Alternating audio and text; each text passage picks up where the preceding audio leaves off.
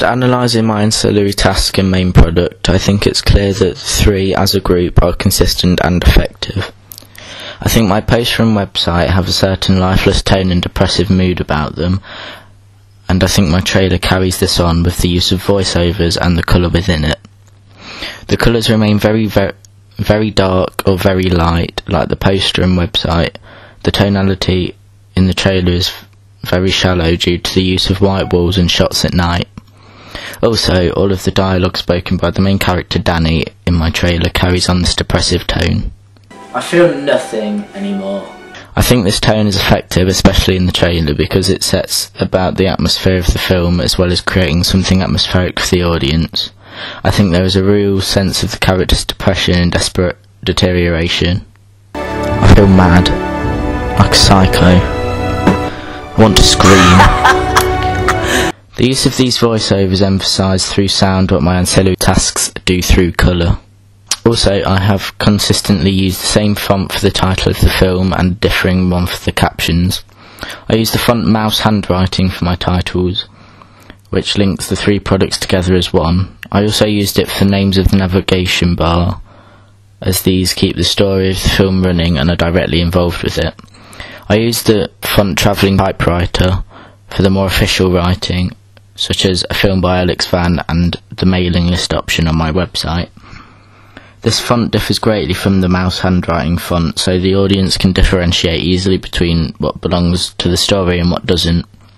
I think this differentiation is effective because it is a subtle, almost subliminal way to lead the audience through my products, particularly my website, without any obvious signs. Additionally, I have used the recurring image of the main character in the bath, which could be said to become the icon of the marketing campaign. I thought that it was the key attraction to my poster, as the image of it was highly captivating and intriguing, which is why, like the Cherry Bomb website, I used it for my website image as well. I chose to end my trailer with the scene in the bath because it ties the products together as a group, and the last shot can be said to instantly relate to both my poster and my website. I think the use of this recurring image is effective because it shows the audience a main scene in the film, but doesn't give anything away, leaving a sense of ambiguity about it. Furthermore, the inclusion of the institution's Film Forum Pathé is consistent all the way through. This is important as it often gives away what sort of style the film is in, from what institutions are on the poster or in the trailer.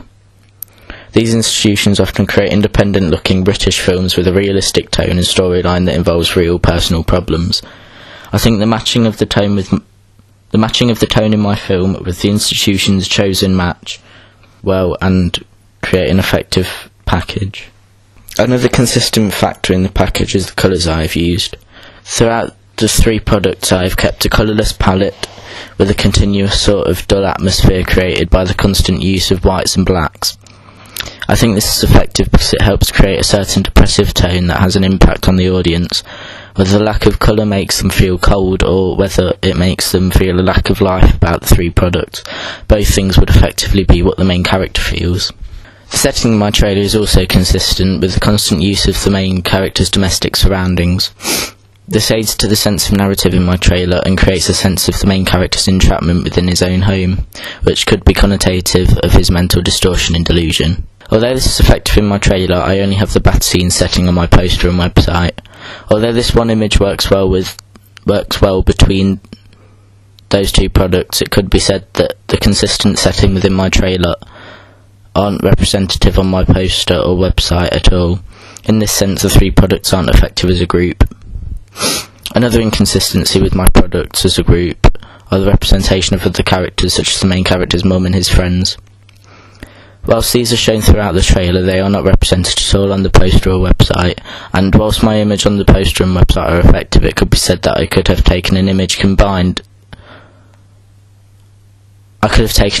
or combined several images to create a sort of montage of all the main characters within the film.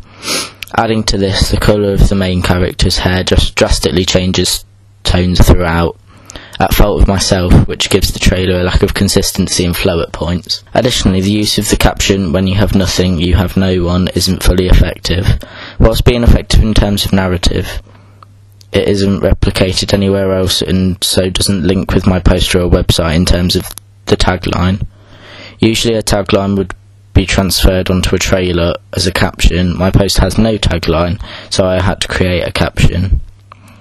You quote "disturbingly brilliant" shows consistency, as it also appears on my website under my trailer. The fact it's replicated on my website as well as in my trailer ties the two together and really emphasises what the quote says to the audience.